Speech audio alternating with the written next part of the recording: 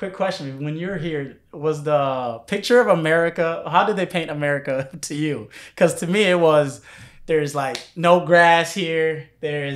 Everything is paved roads. There's coins and whatever you, there's like money all on the ground and whatever you wish for, you kind of get. Is that kind of the same thing? Yep, that's exactly what I thought. But I got here and it wasn't what I pictured. Yeah. I remember like when we like the night we got here, I remember my younger brother asking my dad like, when are we getting to America? Yeah. And everyone was just like, well, you know, we're here. Like, this is America. Yeah. And he just like, really? Mm-hmm. So...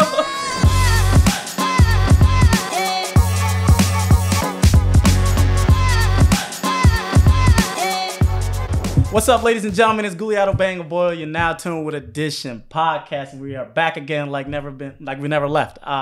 Today we got a special episode. Got a special person in the building here, a guest.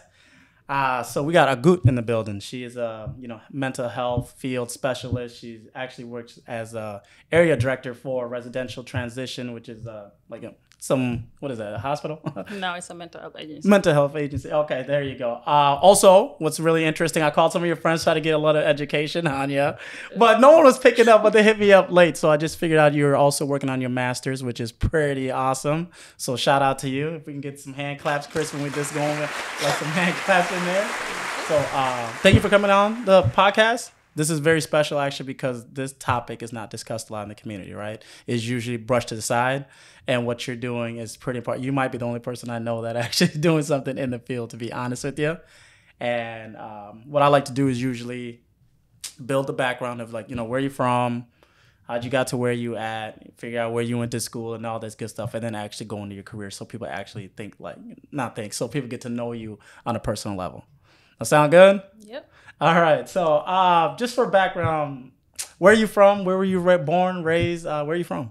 So originally born in Ethiopia. Okay. Grew up in the refugee camp in Kenya and came to the US in 2010. 2010. That's like, I came in 2000, so I got a 10-year head start on you. Yeah. Okay. You were in... 11 years ago. Okay. Yeah, true. I guess I should bad at math. But quick question: you said you were in refugee camp in Kenya. In Kenya, yeah. So I wasn't in a refugee camp. I came straight from Ethiopia, right? Mm-hmm. But from what I see usually, so you got to help me envision it, so for the people realize what's going on. From what I envision, a refugee camp is like those white tents, is that what it is? And everyone's just grouped into like a certain area. Is that how? Yeah, small community. Damn. Yep. And it's mixed with a lot of different cultures? Yeah. Like Somali, South Sudanese, Ethiopian, and just other group of people from West Africa, like Congo. Mm-hmm. Yeah. So how does that work with so many different people in a small area? Was that kind of crazy? It was a little crazy, but at the same time, people got along just because we were all together, in the refugee camp, living the same type of, lifestyle. Mm-hmm. So, yeah. Okay, and since you came here in 2010, where'd you guys end up first being? Like, where'd you end up? Because I was in Mankato first, when I first came to America, Mankato. Where were you at? My family was placed in Baltimore. Baltimore? So that's where I went to high school, went to college, and moved to Minnesota about 3 years ago. Okay. So. Quick question. When you're here, was the picture of America, how did they paint America to you? Because to me, it was, there's like no grass here, everything is paved roads, there's coins and whatever there's like money all on the ground and whatever you wish for, you kind of get. Is that kind of the same thing? Yep, that's exactly what I thought. But I got here and it wasn't what I pictured. Yeah. I remember like when we, like the night we got here, I remember my younger brother asking my dad, like, when are we getting to America? Yeah. And everyone was just like, well, we're here. Like, this is America. Yeah. And he just like, really? Mm-hmm. So same thing happened to me, because when we were driving, and I think they said there's like no homeless people here, and I was driving, I saw a homeless person. I'm like, yo, why is Buddy on the floor? Like, can someone please pick him up? Like, give him some quarters or something, because there's supposed to be coins. Everyone's supposed to be rich here, actually. Chris, if you didn't know, now you know how they paint America. There's like, everything is just skyscrapers, like big ass buildings. So, Maryland, you said, right? Yep. So I was, trying to do a little research on you to learn a little bit about it. But when you came, and they made you go to like high school, but you know, back at home, you said at the age, I think you were 15. What is what I read? Yeah. So could you tell me a little bit about that? So basically, I was 15 when I came to the U.S. I was in 5th grade when I left the refugee camp. Yeah. So I got here. They placed me in high school because of my age. So 15. Yeah. Supposed to be in high school. And I was just like, what? How am I supposed to do this? You know, like I'm skipping like the old middle school, and now I'm like here in 9th grade with people my age, and I don't know what to do. I don't speak English. I don't know how to read. I did not know how to write. I didn't know how to speak. So it was just like, you know, starting all over again. And how long did it take you to actually learn English? You know, I'm still learning. You're still learning? I'm still learning. Okay, gotcha. No, because we had, man, what is it, ELL or ESL, one of those things? ESL, yeah. So that's how I was learning English. It was just like word by word. It's pretty interesting, especially coming at a later age, because I came when I was 7.5, 7. So you know, at that younger age, you pick up a little bit faster, right, in languages. So how many languages do you know? How many languages do you know? I don't know a lot. A lot? No, just 2. Just 2? Oh, okay. I thought you said you know. Okay. So where'd you go to college? I went to a very small school in Western Maryland. It's a private school, McDaniel College. Okay. I don't know if you heard of that before. Nah, but that's where I went. Okay. And what did you study when you were out there? I studied political science and I minored in psychology. Minor in psychology. Okay. So, and then looking at some of the reports, you got a chance to study abroad. I was super jealous when I saw that. Tell me about your experience abroad. I would do it over again. So I studied abroad in Budapest. And while I was there, I just kind of traveled to about, I would say, 10 to 11 countries. While you were over there? Yeah. I was there for 4 months. And damn. Did you go to school or were you just traveling? Every weekend I would just go on a vacation. Yeah. Because it was very cheap over there. Like for me as a student from the US, it was cheaper, and you could just take a train or a bus or fly if you want to like, you know, another country. And so I did that. I took advantage of the opportunity. Yeah. So do you miss it right now a little bit? I want to go back.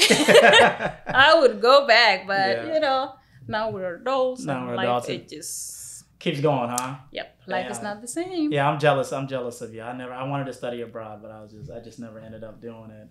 You should have done it. I should have done it. I definitely should have done it. I encourage everybody to do it. Yeah, so if you're in college and you get a chance to go study abroad, go do that, okay? Just go take out a loan, probably like 10 bands, and go ball out for a little bit, okay? Pay for it later, you know, put it on the credit card. Now, I want to actually go into the field, because political science to, I guess, you know, the mental health space. How'd you make the shift, you know? Because you should be a politician, right? That's what all parents wanted to be. So how'd you make that shift and decide So initially when I went to school to study political science, I wanted to do international relations because I wanted to go into the human rights. Yeah. I wanted to be an advocate. But so after college, I started working in the mental health field, and that's when I realized that, you know, there is a need for mental health resources in our community. Yeah. And so that's why I decided to shift from my original plan to go into the mental health field. Okay. Why do you think it's so it's so taboo? You know, it's looked down upon in our community. It's never talked about. We just live with it, or just, you know, just like hide it in. Why do you think it's so taboo in our community to talk about mental health? I would say part of that is that lack of education. We don't really know what mental health is. Yeah. And people are not ready to talk about it or to like be educated about it. Yeah. Just because like in the culture, that's not something that we grow up learning about or knowing. Yeah. So now that we're here in the US and like, you know, there are resources out there, you know, there are people that you can reach out to for help. We just want to, you know, stay in that mindset or like, you know, in that mentality where like mental health, or like if you have like some type of like depression, anxiety, or, you know, other type of mental illness. Yeah. you're considered crazy, you know, like you're a crazy person, or you know, like, oh, you know, ngati wi manya ko bola jang, you know, you hear that a lot, right? Yeah, 100%. So like, instead of like, you know, you reaching out for help, like you feel embarrassed, or like, you know, you don't want people to know that you have this problem. And so, because you don't want people to talk about you, like, you know, like, we manya ko bola, like I said, you know, like, ngati wi manya ko bola, you have a depression. Like, people think you're, you know, you're crazy and you're acting up, like, you know, you should just be a normal person. But like, mental health is part of normal life. Like, I don't even know what normal is, but like, so I think that's what it is. You know what's crazy? We have a saying in our call, at least from what the guy says, like, like, this is like it's like a white person thing, because we never heard from it before, you know. So it's kind of like interesting how now we're being aware of it, right? So if you can define it, I guess, what is mental health or depression, or maybe you can define both. Like, what is that? I guess mental health is just kind of like knowing your limit and just understanding your mental health in general, and just being able to reach out for help when you need the help. Yeah. And yeah, in terms of depression, depression can really come from a lot of things. Yeah. It could come from, like, for example, you like losing your job, and now like you don't have a job and you're just thinking about it, and then you know, you start having like, you know, some feelings about, like, you know, now you don't have a job, you don't know how you're gonna pay your rent. You know, like all these mixed feelings, you know, could put you into a depression. Yeah, I mean, you're right. Every level has their own different, I guess, like things that can cause you to be depressed. How does one identify, or like, what are the signs of someone that's in depression? You know what I mean? Just so, as a friend, you know, you want to help them out. Let's just say, like, how could you tell if somebody's going through something, so you can try to get them help?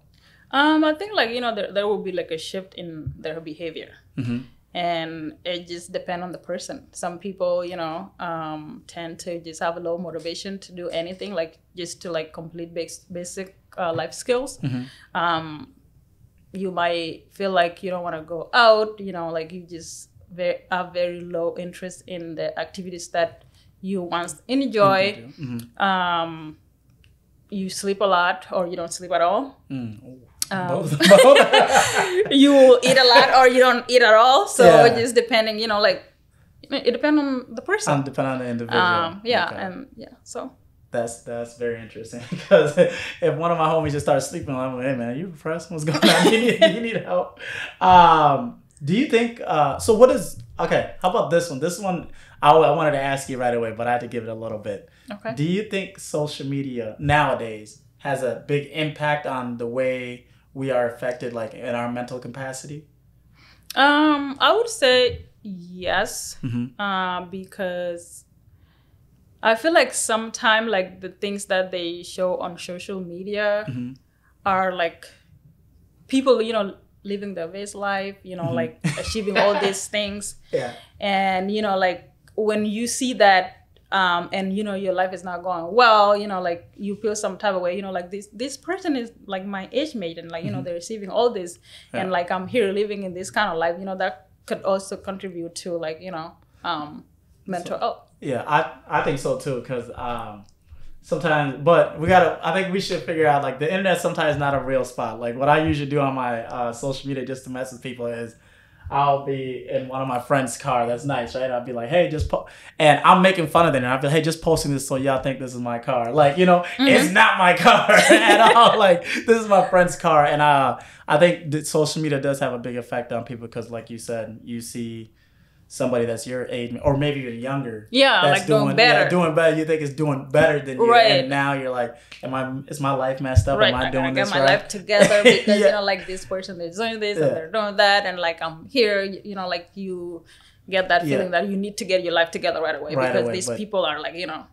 No, I think it does play a big role. And if you're listening, do not fall into social media trend because a lot of it is lies. It's just people like to make it look like everything is great, but most of the time it's probably not what it is, you know?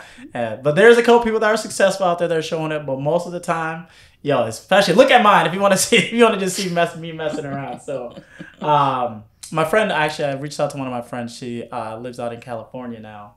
And, I was like, hey, can you help me out with some questions to ask, on this space? And she was wondering, because a lot of people, I guess, when it comes to this thing, they look to a different outlet to escape reality, if you want to look at it that way, whether it's substance abuse, whether it's alcohol or drugs. Yeah. She was wondering, how does one try to avoid like toxic behaviors, so they don't fall into that, because I'm pretty sure that contributes a lot. Exactly. Right? Yeah.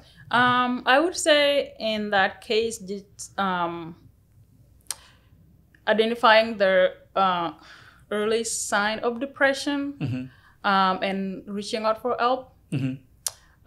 So you could do that through your regular clinic. Like if you have a primary doctor, a lot of the time they're like if you have an insurance card, they're like a number in the back where it say mental health resources or like mental health services or whatever. Okay. You could call and just try to get help as soon as you can before you fall into like drinking or like falling into substance use. And because that's never gonna help you. It's just masking the problem. Right. Because what I always tell people, whatever the issue is, it doesn't go away until you address it, right? Exactly. And I was watching something online just to be more informed, and it said this interesting guy said, "Do you think depression could be a motivator? Because it's like when you're depressed, usually, I guess it depends what kind of depression it is. There is there needs to be a change, Could that be a motivator for some people, you think? I would say maybe. I think it's a yes. Because like some people, when they are depressed, they tend to go out and try to do something positive for themselves. Yeah. Whether like, going after your dreams and, like looking for something positive to do. Yeah. Yeah, because I feel, so for example, like let's say the guy was like he gained weight, right? And he's like wasn't feeling very, like he wasn't happy with himself. So he used that to change his condition, because he's like, he looked at himself, because I got to be a strong individual to do it. He looked at himself and says, if I don't change it, it's not going to change for me, So he started, whether exercising and eating better. So. Oh, this one, because I love food, right? Do you think food has a big role in our society when it comes to depression and things like that? Because certain food in your search, like, can cause people to be down bad? I don't know. I mean, like, when you're depressed, you can't just eat whatever. Like, because like depression depends on the symptoms are different from person to person. For some people, you just want to eat and eat and eat, trying to like escape reality by eating or by sleeping a lot. Okay. And then for other people, it's like you just don't want to eat at all, or you're not sleeping at night. So when you're depressed and then you're eating whatever maybe you don't have the motivation to cook or like to buy healthy food. You just kind of like grab whatever you see. And then that's also affect your physical and making your mental health even worse. Okay, because I think they said like some certain foods can help you in, I guess, I don't know. I'm not the maybe I'm not the nutrition guy when it comes to that, but that's what someone said when I was just researching. Is there certain daily activities, I guess, one can do to help themselves out? Like, so yoga. I mean, if you like yoga, I mean, it could be any type of activities that you enjoy doing. It could be like going for a walk, going to the gym, going out with friends, or just working on your physical health. So okay, gotcha. Yeah, because some people like use going to the gym or just working out to manage their depression or their mental health symptoms. So because that's like help release stress, going to the gym and working out, or just going into the community and like getting some fresh air and I need to get out of this house working from home. I think I need some fresh air. I think that's what meeting new people, stuff like that. Okay. Working from home might be causing my depression. I'm just kidding. I'm with you guys. Is there natural like medicine people can take? Because you know how like people can be prescribed quinine, like different medical pharmaceutical things. What do you think about that? First of all, like prescription drugs to help manage depression. If you're at the point where you need medication, then you have to take them. Yeah. And that's why it is very important to reach out for help before it gets to that stage. Okay. Yeah. Is there natural pills or pharmaceutical medicines that someone could take? Like some sort of herbs or something? Not that I'm aware of. Not that you're aware of? Okay. We gotta get Dr. Savy back. Hey, Dr. Savy, where you at, man? We need you back out here. I know that for sure. You can use exercising, but to just manage your symptoms and make sure. Okay.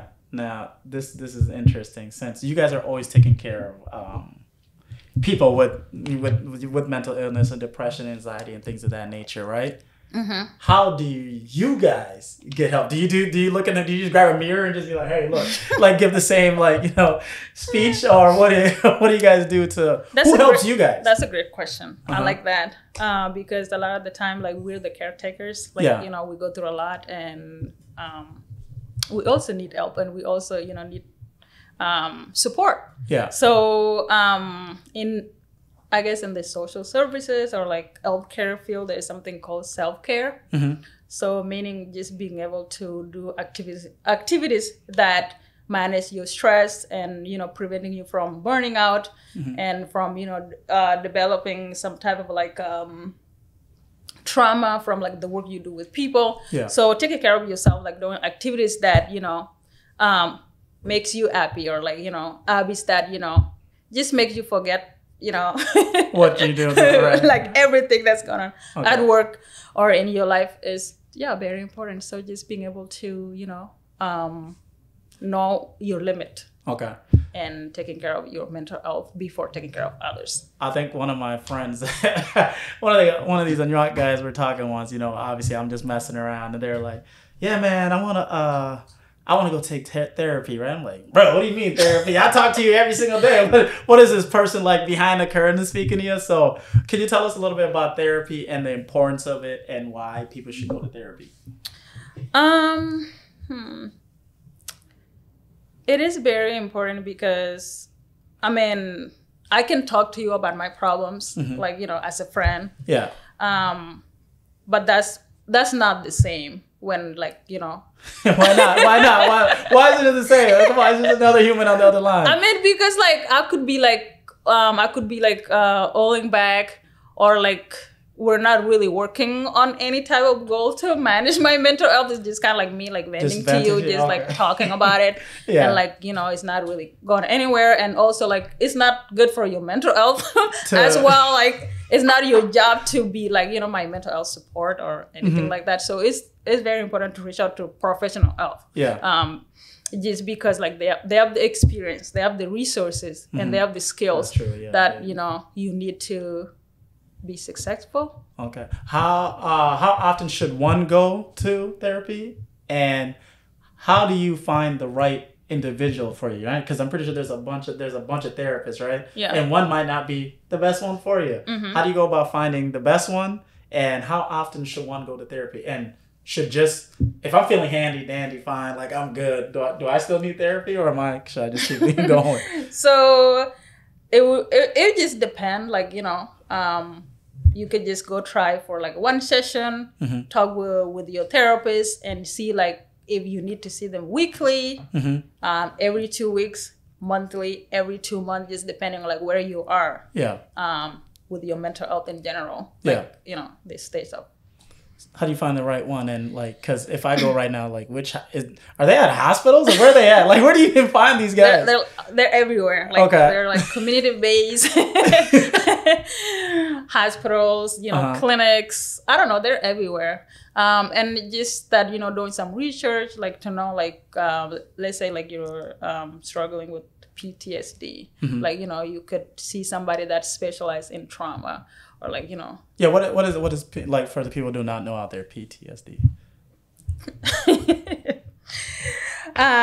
It is I don't know if I'm saying it right because I'm still learning English. We talk about that. So. Yeah, you're good. It's a post-traumatic events. So it's just anything that very traumatized that happened in the past. Okay. And so sometime, like, you know, that can like replay over and over again. Let's say, you know, like you seen somebody get shot and you're there. Yeah. So that could cause PTSD to you. And like, you know, in the future, or like, you know, you could have those, you can just have the events replay over and over again, and you can start having nightmare, you know, like just waking up and seeing the same events happening. Is that why, like, in movies, sometimes someone's got PTSDs, like if they light up a firework, they might go crazy, like they might snap. Exactly, like that could be like a that trigger. the sound, like it could just trigger everything. Damn, so you think like during 4th of July, it's bad out there? I mean, like, I would say it's bad for. Funny, but it's kind of funny. It's bad for like people who are like, you know, veterans. You know, like they're like, you know, they were in war, and now it's like you're hearing these gunshots, and it's just like, oh my god, someone is getting shot. That's like, messed up. So I live right next to like a old people's home right across the street. So hey, if you live around here, you watch this, stop lighting fireworks off, man. You're scaring some people around here. I'm sorry. So you said earlier, as a friend, you know, you should not, I mean, I guess I'm not a therapist, right? Yeah. But because if you vent to me, I could just be, you know, you'd just be venting, right? What role does a friend have, though, in helping you out? I mean, like, I can still listen to you, but it's just that you will not be getting the professional help from me. So, and that's why it is important for you to reach out to professional help. And then me just being there to support you. You can still talk to me about it, just that, you know, you need professional help. Yeah. And reaching out is very important. So. Okay, gotcha. So now in this whole space, right, there is, you probably know so many resources out there that people can use.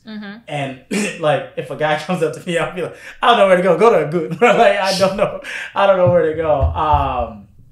What are some resources that are out there that people can take advantage of, whether they are free, they might cost, or, you know, things like that? There are a lot of resources out there, but that would depend on people, because if you're the kind of person that doesn't believe you have mental health, then you will not reach out for help. Yeah. But if you know and you want the help that you need, then there's a lot, like within your county, like within your community. Give one, like, if you know it on top of your head, do you know what's helpful? Or we can just I mean, like, for example, let's say like you're having a mental health crisis and you know, like, want somebody to talk to. There's an organization called Cope, where you can call and talk to somebody on the line. So are they open 24/7 though? Or do they go to sleep? They're open 24/7. How do they do the shifts? Because, hey. I mean, there's just a lot of mental health workers there. So you call, you just get. Do they got your phone number? Like, are you part of that Cope? No, it just. So you're not picking up people's calls? No? No, this is just like, I think this is actually nationwide, if I'm not mistaken. Okay. So it just works from any state. You could call them from anywhere. It's free. You could call anytime. You could talk to whoever is there whenever. We're gonna put the number here somewhere. Cope. Hey, listen, you need to call them. Hey, holla at my people at Cope. I keep the phone number on my phone, and like if I have a friend or a family member or somebody asking me, I just give them the number. And like there are a lot of resources like within the county. Like, you know, for example, Ramsey County, there is a crisis line. Dakota County, there is a crisis line. Hennepin County, there is a crisis line where you can call and people can come out and actually do an assessment with you. Damn. Yeah. Okay. So, yeah. Okay, we're going to put all that somewhere down there and some numbers that are given away. Hey, not my number, though. Don't call me. I'm going to be sleeping at 2 a.m. You're going to need help. It's going right to do not disturb. So. Yeah, there are actually a lot of resources out there. Like, and within each county, there's always a crisis line. There's always something that got to help out. Do you think that, so for example, you know, you came here as a refugee, right? Yes. And there's multiple refugees that come here on a yearly basis or whatever basis, right? Do you think that how they should put people together in places like they should be like a person like you that came to do refugee, right? That you should be leading the refugee front, you know, for the people coming in as refugees, or could it just be anyone? Because, like, for example, why I started this podcast, okay, that question might not have made sense. Why I started this podcast is because, like, you know, being in corporate America, I never saw that, you know, like, some black person could own this, you know? So I never pictured myself as an owner of something, or I didn't see myself in any picture. So let's say, like, you know, for example, someone that's white, that's been in the United States, you know, their whole family's from the United States, they probably don't know how you grew up and the struggles you did at refugee camp. So there must be a disconnect there, right? Yeah. How do you guys, like, is that what you kind of want to do to solve that? Or what do you want to do to help these people out? Yes. So for me personally, I just want to be an example for others, like for other refugees or for other, you know, Black women, you know, like Africans. So I just want to, you know, like, I want them to see, you know, that they can also achieve anything in the US. Yeah. It doesn't matter. It doesn't matter like where you were born or like where you grow up. It's just your mindset. Okay. And you just going after your dreams and not comparing yourself to other people. So was the political science your dream or your parents? Hey, now, be honest. Hey. I think mine, because like my parents really never like they weren't on you to be a doctor, no, nurse. They were never like, oh, you got lucky, yo. You're one of the ones. What? They were. Yo. I feel like my dad is more of like, you know, like, I just want you to go to school. Yeah. You can do whatever you want as long as you get a job after you get your degree. Yeah. I don't care what you study. Wow. Shout out to your dad. So and that's exactly what we did. You know, we went to school and we just did whatever we wanted to do. And that's why I'm here today. Okay, that's awesome. Well, it wasn't like that for many of us. we had like 3 occupations. I guess I'm the lucky one. You are the lucky one. Yeah, you know what we're supposed to be. Doctors or lawyers, engineers. Yep. Obviously. I know how it is. That's awesome. So for someone that want to follow in your footsteps, right? Obviously you went political science first and then you went to the mental health spot. If they just want to go right to the mental health space, do you know what courses and things they should take in college or to prepare them for this field? Yeah, so psychology, social work. Okay. You could also do sociology. Yeah, so I feel like you could go into anything and still, like, you know, get the experience and skill you need if you just how do I put it? Because for me, we're just kind of like looking for the right place to start. And when I moved to Minnesota, that's actually when I went into the mental health field. You just saw a lot of us were crazy over here. Is that what it was? You're like, God damn, Minnesota needs help.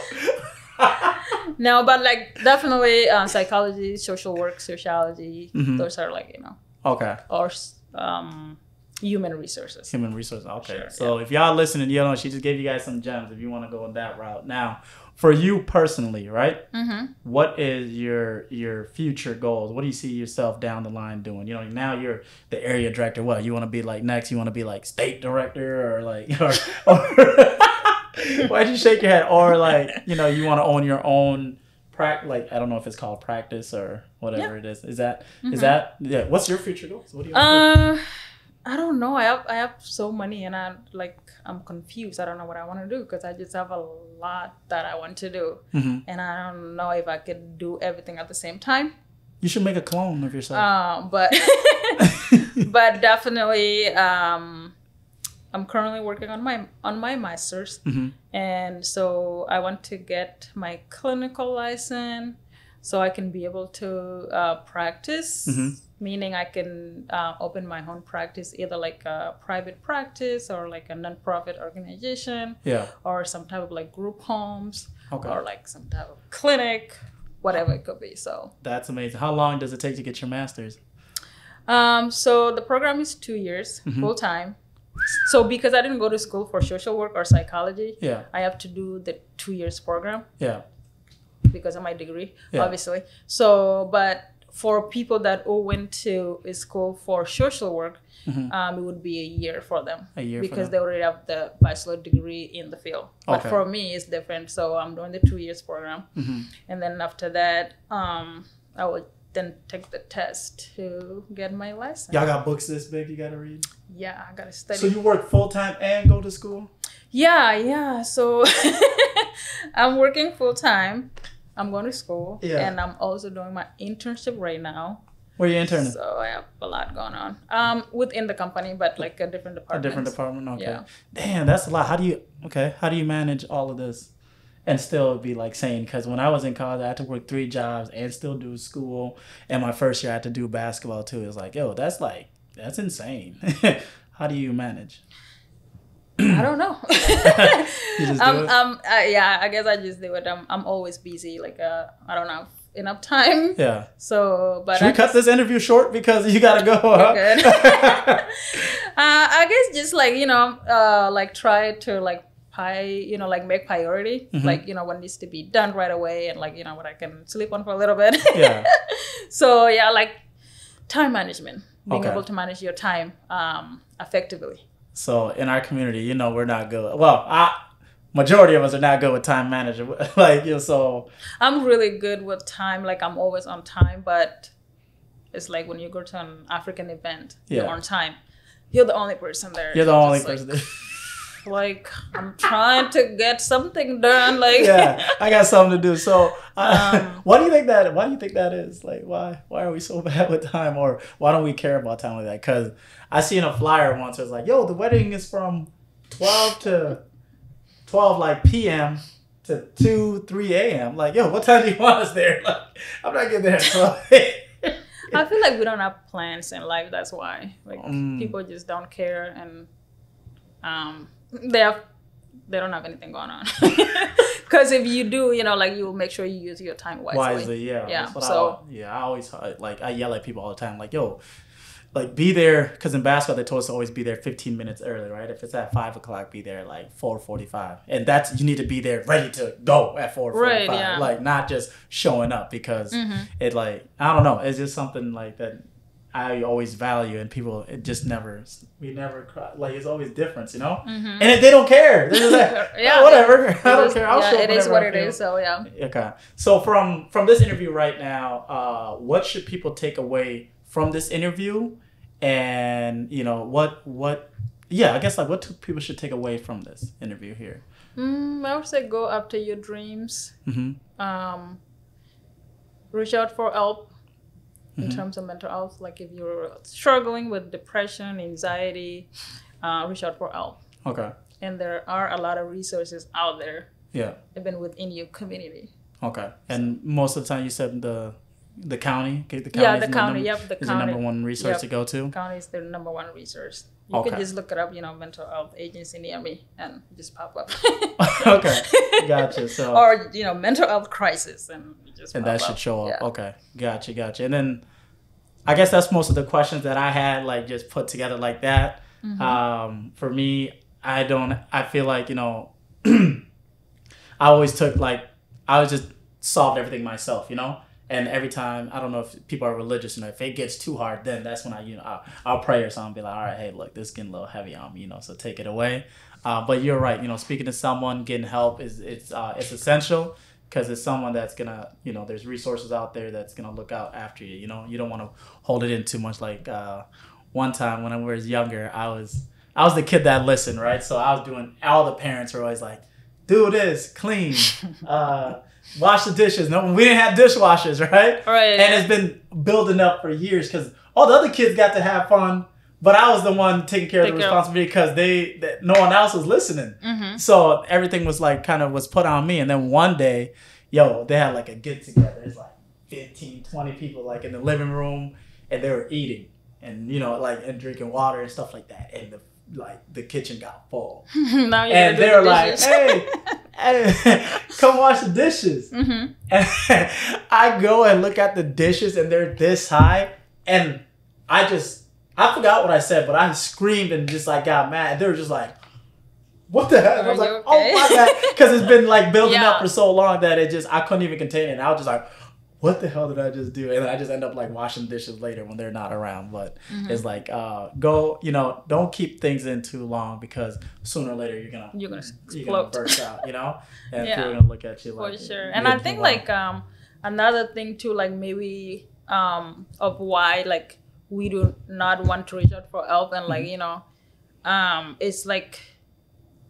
maybe lack of confidentiality. Sometimes like the information will come back to like what you talk to your, I don't know, doctor or like psychiatrist about, comes back into the community, and it's like, how did this happen?